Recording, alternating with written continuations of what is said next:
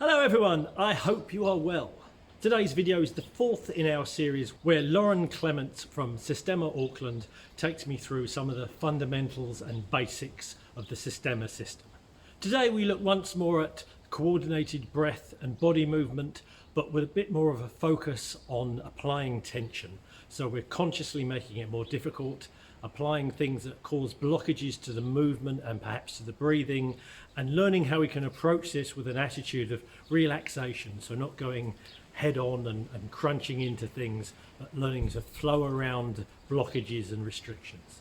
Lots of these principles are fundamental to many martial arts, and they're well worth looking at in more detail.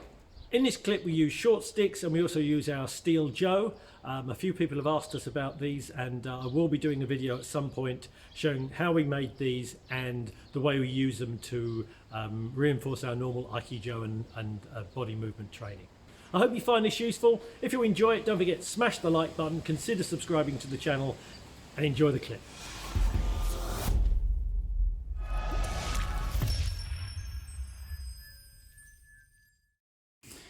And obviously, let's make it a little bit harder. He's doing pretty well here, right?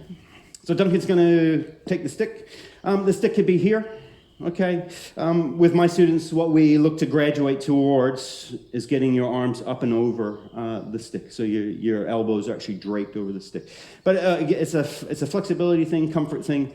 But his objective is to see if he can get down to the ground and back to his feet under this restriction here. So essentially, we are locking up the whole top of his body.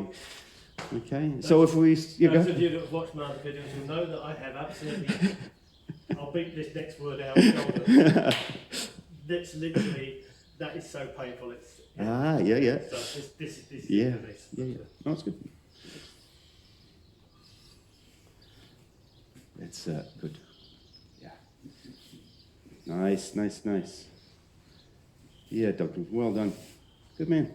That's it, a few times.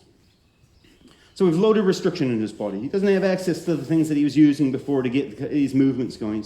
He has to find the freedom in the rest of his body to start to understand where he can generate some power here, what are the limits of his current capacities of his range of movement, his flexibility.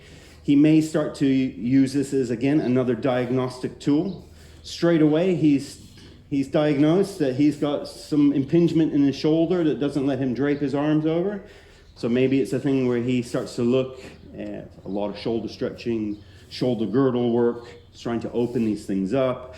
It could go to other therapy modalities, osteo treatments or massage treatments to help to start to sort these things out. Or surgery. Or surgery. Yeah, there you go. Pretty invasive thing. It's a couple more times.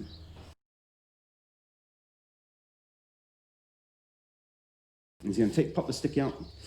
This version here, he's going to have the stick in the crook of his elbows, forearms. His objective is to use this stick as a visual guide to make sure that as he's going down to the ground, that he has access to his arms all the time. So I'm looking at the stick, I can see it moving all the time.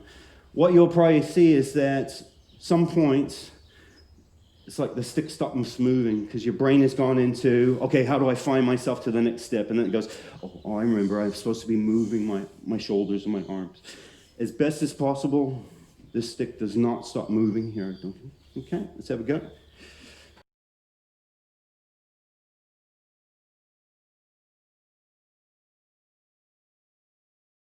So the movement in his shoulders and his arms not inhibited, again, by what the kind of the pressures and stresses that we're putting on his lower body, his spine. They have the ability to work together.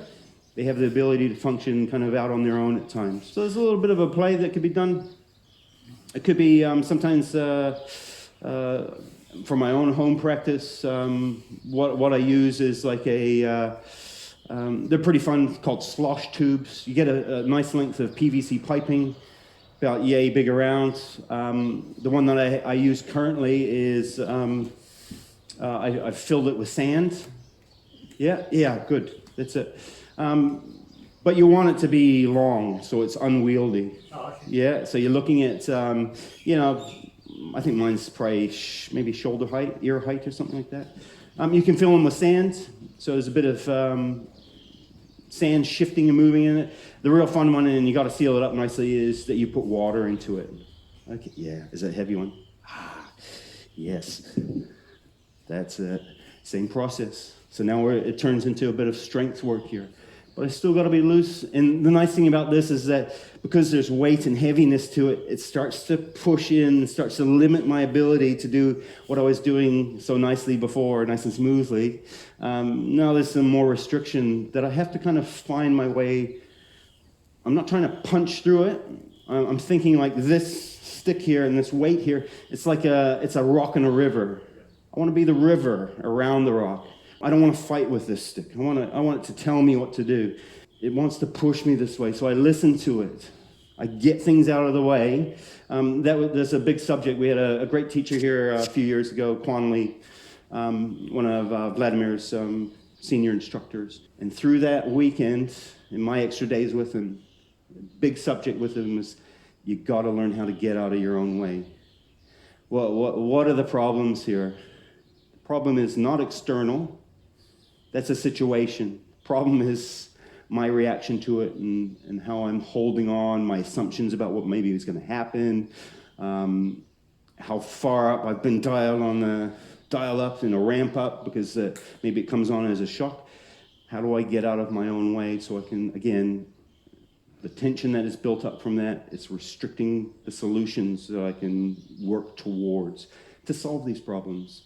Yeah, and obviously we're talking about martial arts and whatnot, and we always take our mind to fisticuffs and things like that. But these concepts and these principles should be thought of in all the martial arts that everyone out there is doing, no matter what it is. Look at the core principles of it. See how that translates to everyday life and the stress and pressure that we're all feeling in modern day life. You have a group of 30 people. You ask them, how many of you have been in an argument before? Everyone puts their hand up. How many people, keep your hand up if you thought that argument was going to head towards something physical.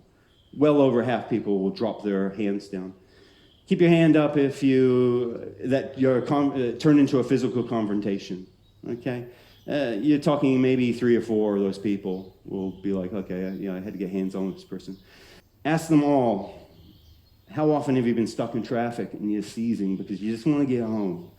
You've checked the mailbox and you've received a bill that you didn't think was going to come. All of a sudden, tension.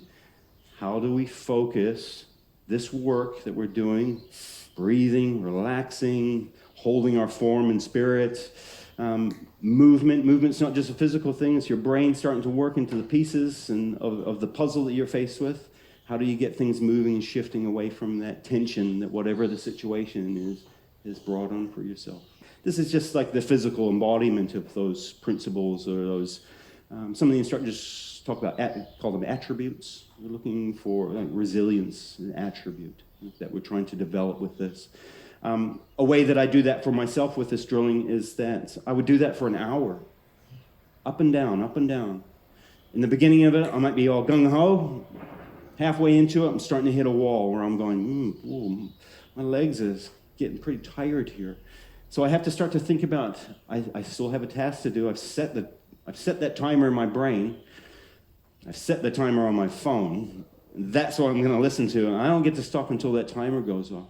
Obviously, with where Systema comes through and some of the military groups that it's used in, up and down for an hour is nothing to these people. You know, we're talking about people that are in dire straits a lot of the time. They're having to function as a unit. They're having to think cohesively about their goals, how to extract themselves from dangerous situations, But they don't have the choice of going time out.